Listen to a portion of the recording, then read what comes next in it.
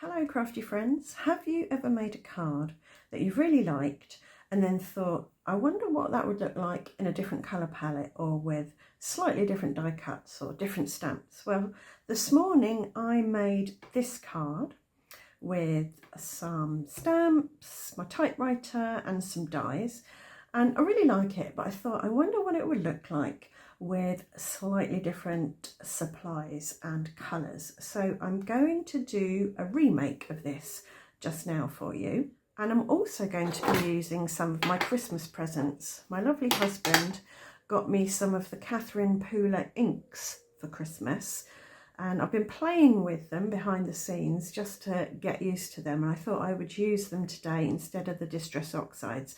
But whatever I do with these inks today, you can still do with Distress Oxides or whatever inks you've got at home. So let's get cracking.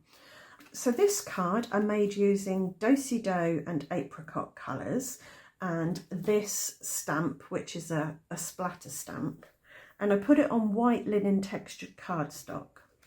But I'm going to use Bristol cardstock because I found when trying to blend the Catherine Pooler inks, you need a card that has been treated for water, and that stops them soaking in and drying too quickly, so you can get a nice blend. So I found great success with blending these inks on mixed media paper of different varieties and Bristol Smooth cardstock. So that's what I'm going to use today, the Bristol Smooth, and it's a slightly off white, it's not a bright white.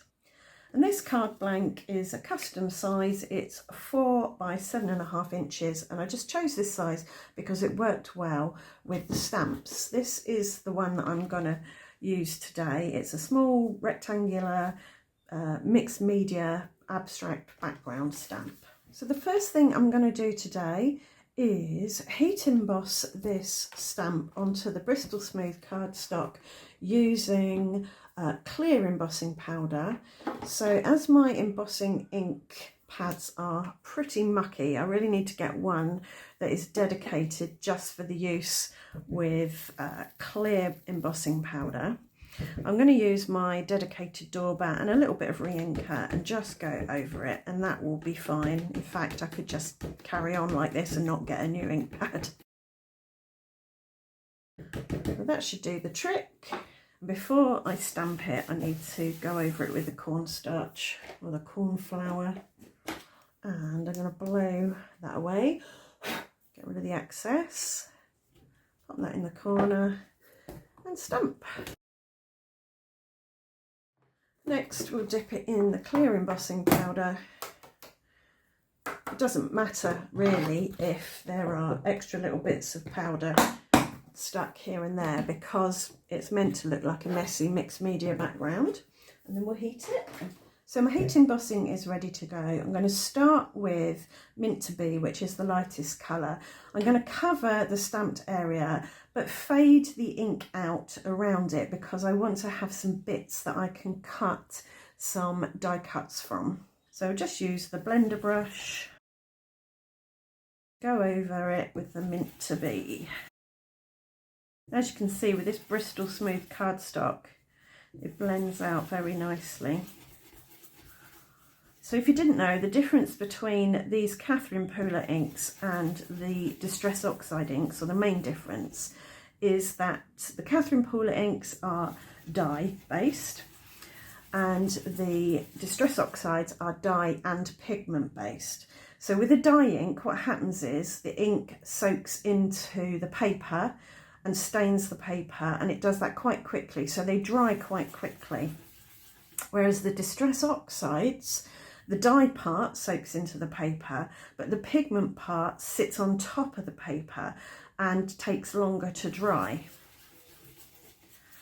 So that's why you get such easy blending on most cardstocks with Distress Oxides, because the pigment part takes longer to dry, so you can blend it with your brush. It doesn't just sink into the paper and stain it and stay there.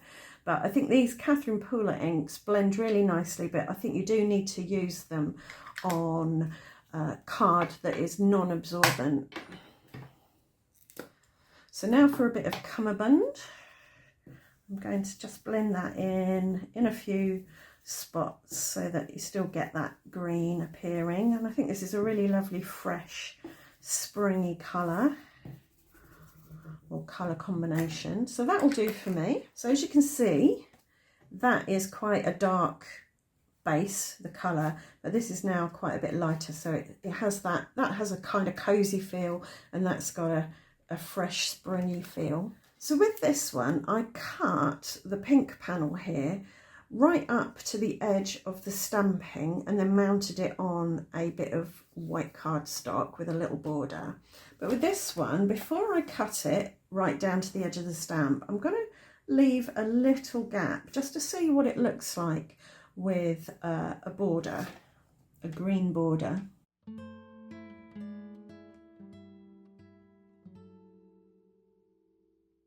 So there we go, I've left a little unstamped border around the outside and I rather like the look of that. So I'm going to stick with that for now, and I'm going to mount it on a bit of the Bristol Smooth cardstock. And now it's mounted and I like the look of that. This will sit here at this end, or it could sit at that end and we could go in from the other direction. I'll have a think before I stick that down. So for this card I used a ticket die and a flower die and a butterfly die. But for this second card I'm going to use, let me put that over there, I'm going to use a leafy die, a stitched banner die and this flower die, and I'll cut those out in the same way that I did the other card, and we'll just see how that looks. So this little cut off bit here will be the perfect size for a bit of banner, and I think this doesn't quite fit on there. Maybe we need a rethink, or just blend a bit of another bit of the card. Let's do that. Let's have a bit of that. I think we might need to, I'll tell you what, I'm going to cut this and then blend it. And I'm going to cut the flower from gold because I think the greeny blue and the gold work fine together still. So I'm just popping this all together. I haven't coloured the background leaf yet. I'm not sure what to do quite yet with that one. But I'll pop the banner on the top and then the flower on top of that. And this leafy thing here isn't quite long enough. I like to have a little bit poking out the bottom when I have something going across it, so it doesn't look like it's just been stuck there. It looks kind of natural. So what I will do is when I come to stick it down, I'll snip the bottom portion off and just stick it out the bottom of the banner so that it elongates the leaf, but the banner hides the seam. But I do think these two pieces need to be a bit darker than this, just so they stand out a bit. Now I'm going to pop the outer bit back around my die cut, and that will just keep it safe while I do the ink blending, reduce the risk anyway of me ripping it with some over vigorous blending. So I think we'll go for the blue with this because there's more green on that panel and I do still want some blue. Okay, so I think that stands out. It's not garish, but it is more present. So we'll take that off of there. And maybe the same with this, but only around the edges. Where are we going? Cummerbund. Just give it a bit of definition around the edge. With this butterfly that I cut from gold cardstock, I did put some vellum behind it so that it's got a little bit of solidity. It gives it a little bit more definition. I think I'll do the same with this flower portion, probably not the leaves, just the flower portion. And I did, with this flower die cut in the background, I did heat emboss that with clear embossing powder, but I don't think it's particularly noticeable, so I think that's an unnecessary step. So I'm going to ditch that step and not bother heat embossing that. I think it's fine on its own. So I'll just back this quickly with vellum. I'm going to use my Zig two-way glue and let that dry so that it goes tacky. and that will stick easily to my vellum. The reason I don't use my regular all-purpose tacky glue, the PVA glue, is because it can warp the vellum a little bit, so I like to use something less wet to stick vellum down, and I'm just going to cut around this with my detail scissors. So I think we'll stick this together. That's going to go, I think going to put it to the right hand side of the card. So if I put that there, I'm going to snip this around about there so that I can make it look longer. So I am going to use tacky glue for sticking this down because it just does the job and it is quick drying, but it gives me that little bit of wiggle room. And I'm going to pop this up on craft foam so it's got a little bit of dimension.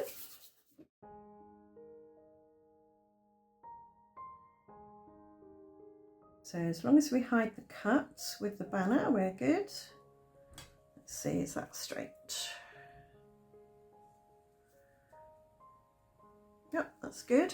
And I'm going to snip off the overhang, flush with the side of the border there. Make sure it's straight, that would help, wouldn't it?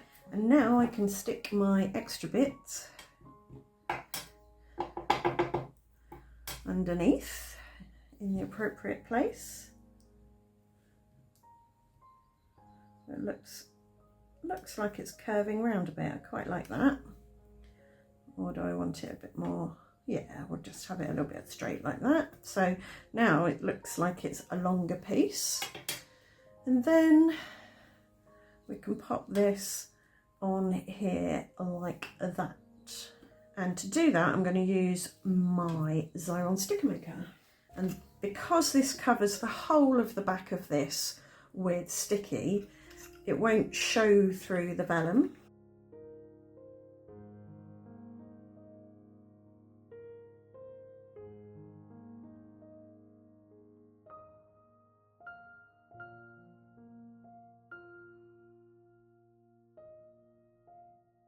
Pop that on there, and that little bit can overhang. So that's stuck down now. There's a few little webby bits of glue from this bit up here, which I will attend to. Okay, I'll leave that like that for now. And let me wipe up that glue before I make a mess. We'll stick that on a card.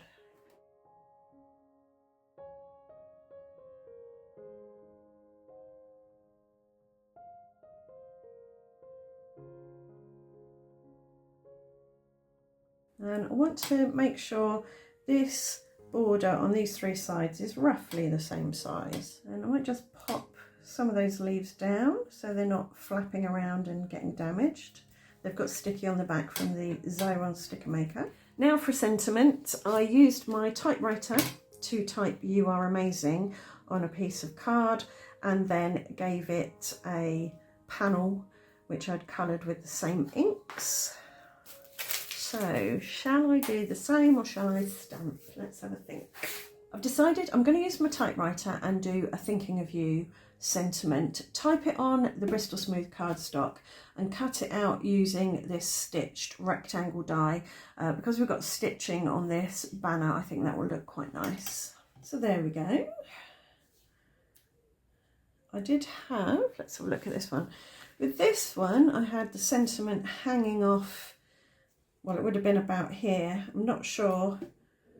I think it might be better tucked in there.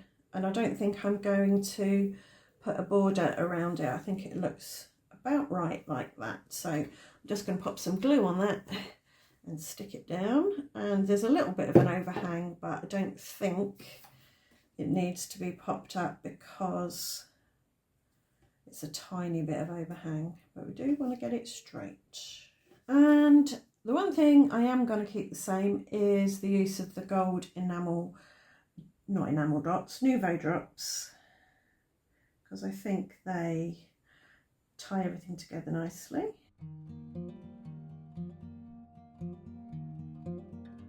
And I've just noticed that I somehow have managed to get blue ink on this card, and this is the linen textured cardstock.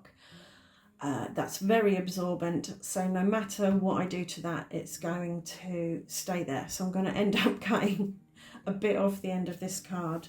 I do think this one needs a little bit cut off the end too. I think it's ever so slightly long.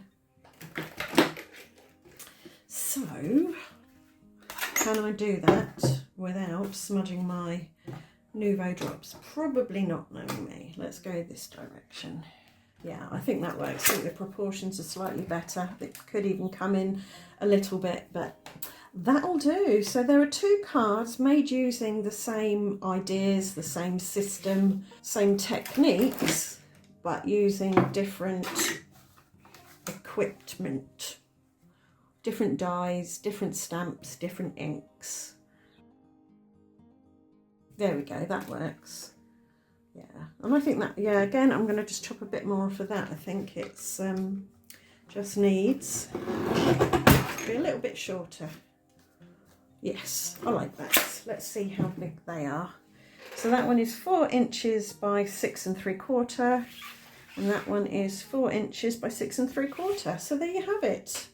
Those are today's cards. Which one do you prefer?